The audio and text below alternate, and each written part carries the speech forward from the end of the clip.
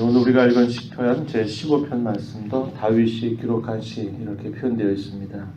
내용을 보면 알겠지만 어떤 내용이 핵심이 되느냐면 제1절 말씀입니다. 1절 말씀에 보면 여호와여 주의 장막에 머무를 자 누구며 주의 성전에 사는 자 누구오니까. 이 시를 노래하는 이 시인의 간절한 소원, 그의 열망, 그것이 어디에 있냐면 바로 여기에 있다는 겁니다. 주의 장막, 주의 장막에 머무르는 것, 주의 성산에 사는 것, 그것이 그의 간절한 열망이고 그의 소원임을 우리가 이걸 통해서 알 수 있습니다. 그걸 몰라서 묻는 말이 아니겠죠.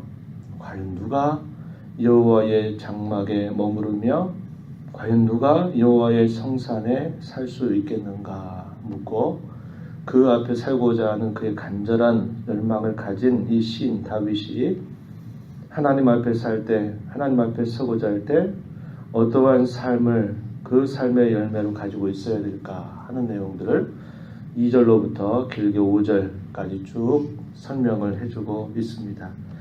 주의 장막, 우리가 잘 아는 것처럼 구약의 여러 성막이라든지 나중에는 솔로몬 성전을 뜻하는 말이 될 것이고요. 주의 성산이다라는 말은 거룩한 산, 소위 예루살렘 성이 있는 곳, 그것을 말하죠. 물론 그 안에 가장 중심적인 것은 여호와의 장막이 그곳에 있다라는 겁니다.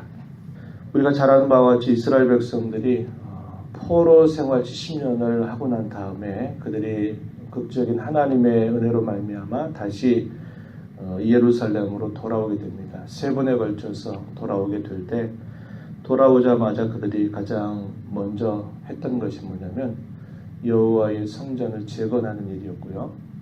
그 다음에 시간이 또 흘러가서 했던 일들이 뭐냐 하면 예루살렘의 성벽을 쌓는 것입니다. 이 성전을 재건하는 일에 있어서 중추적인 역할을 했던 인물은 스룹바벨이라고 하는 인물이죠. 그래서 스룹바벨 성전이다 이렇게 부르기도 하고요. 그리고 예루살렘 성벽을 쌓는 일은 그 후에 이 느헤미야를 중심으로 해서 이 예루살렘의 성벽을 쌓습니다. 왜 예루살렘의 성벽을 쌓느냐? 하나님을 섬기는 거룩한 공동체 안에 다른 이방이나 다른 어떤 이방의 문화나 종교적인 관습이 그 예루살렘에 들어오지 않도록 하기 위한 겁니다. 다시 말해서 하나님의 거룩한 백성답게 그런 거룩함을 잘 유지하고 보존할 목적으로 예루살렘의 성벽을 재건하는 일들을 하는 것이죠. 왜 그럴까요? 그들이 하나님의 집 안에 머무르고자 하는 것이고 주의 성산에 사는 것을 가장 큰 가치요, 가장 큰 즐거움이요, 소원으로 여기며 했기 때문에 이러한 일들을 힘썼다라고 하는 것입니다. 그래서 그들이 성전을 재건하고 성벽을 재건하는 일을 했을 때 자신들이 누구인가 하는 그 정체성을 발견할 수 있게 된 것입니다.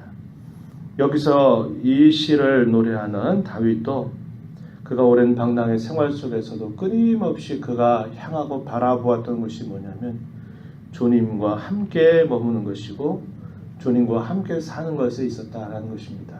그래서 항상 위경과 어려움들 속에서 시련과 박해 속에서 주의 머무는 곳에 항상 그의 마음을 두고 또 기도하고 간절하게 하나님 앞에 바랐던 그의 모습을 우리는 잘 기억하고 있는 것입니다.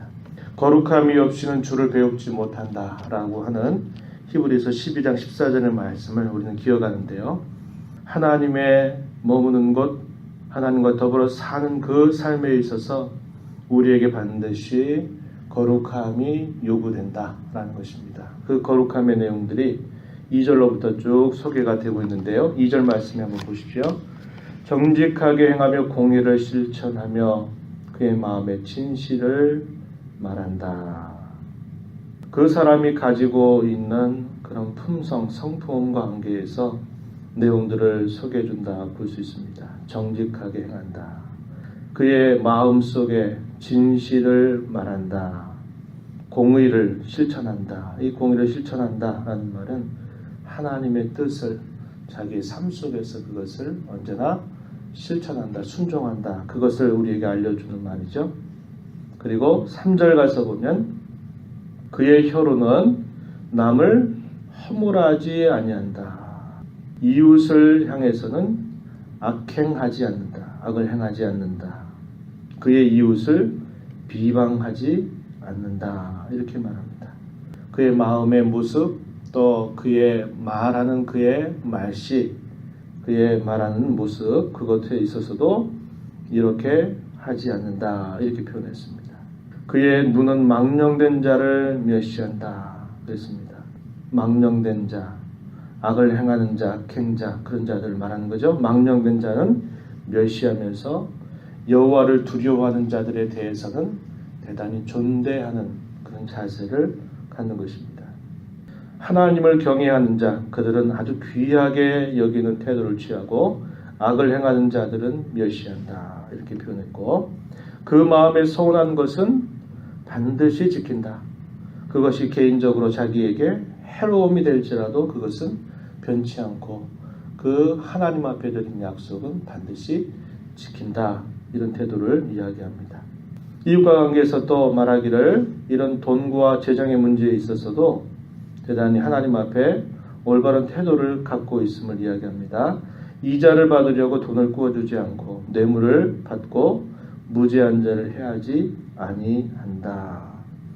주의 장막에 머무르고자 한다면 주의 성산에 사는 것이 참으로 귀하고 가치 있고 존귀한 것인 줄 여긴다면 그의 마음은 이러해야 하고 그의 말하는 그의 모습은 또 이러해야 되고 그가 살아간 그의 삶에 있어서 또 실천하는 여러 면모 이런 것들이 조목조목 나열이 되어 있습니다. 약 10가지 혹은 11가지.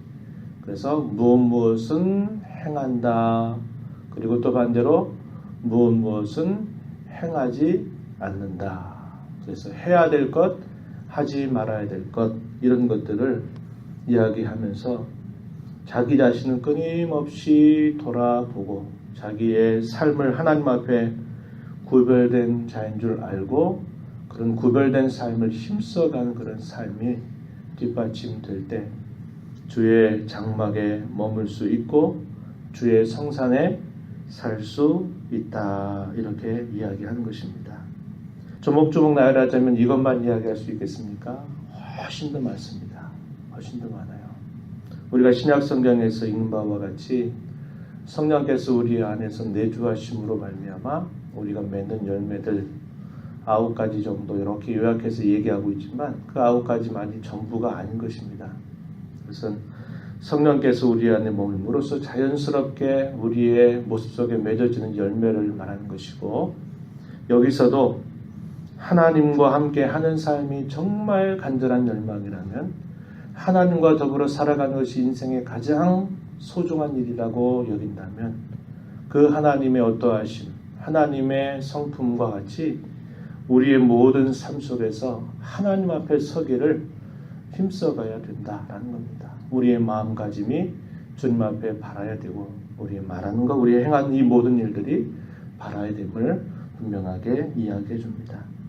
이것을 이렇게 우리가 성경을 읽으면 안 될 것입니다. 내가 이렇게 해야만 주의 성산에 머무를 자격이 있다. 이렇게 말하면 아무도 이 조건을 만족할 자가 없는 것입니다. 여기서 중요한 포인트는 뭐냐? 내가 하나님과 함께 하고자 하는 소원이요. 그리고 하나님과 함께 하는 것을 가장 큰 즐거움으로 여기는 것입니다.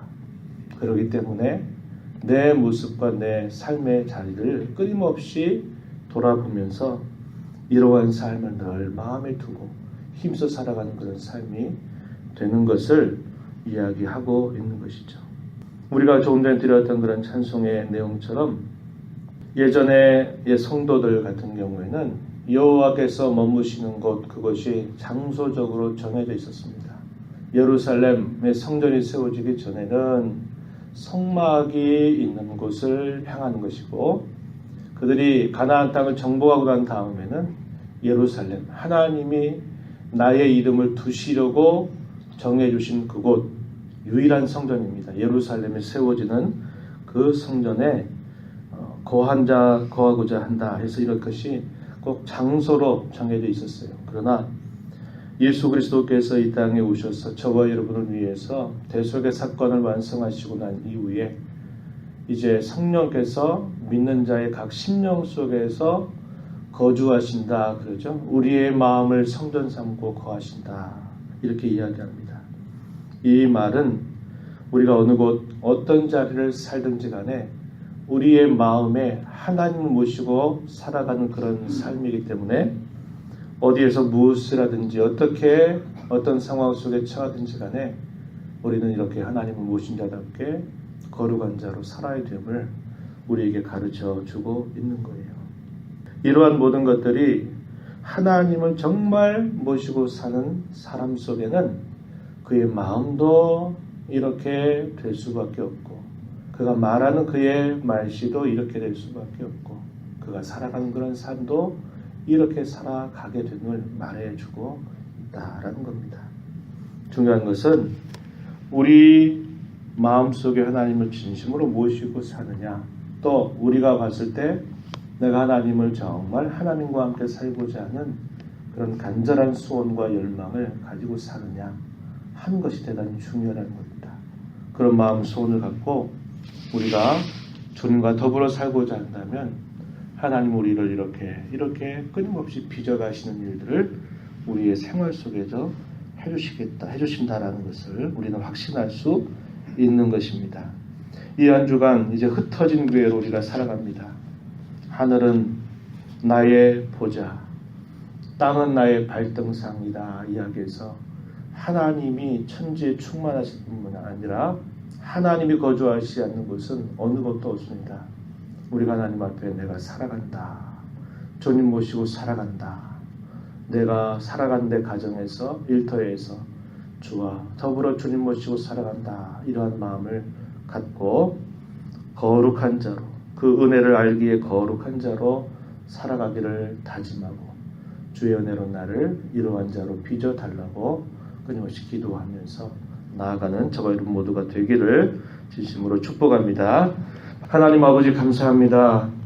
이 새벽 시간에도 저희들을 주께로 인도하셔서 하루의 첫 시간 또 힘써 살라고 하신 6일의 첫날을 하나님 앞에 나와서 함께 찬송하고 말씀을 귀를 기울이며 또 그 말씀을 따라 살기 위하여 기도하며 시작하게 해주심을 감사합니다. 저희 마음 가운데 여호와 하나님과 함께 살아가는 삶을 기뻐하고 즐거워하고자 하는 그런 거룩한 소원과 열망이 늘 저희 안에 충만하게 하여 주셔서 우리의 인생 속에 하나님과 더불어 살아가는 그 삶만큼 가치 있고 즐거움이 있고 행복한 것이 없는 줄 알고 주님을 모시고 살아가는 자답게 우리의 마음의 생각이 주 앞에 올바르게 서도록 늘 빚어주시고 우리의 말과 행실들을 또한 하나님 앞에 바르게 세워주셔서 이 땅에서 거룩한 자로 살아가기를 힘쓰는 저희 모두가 되게 하여 주옵소서.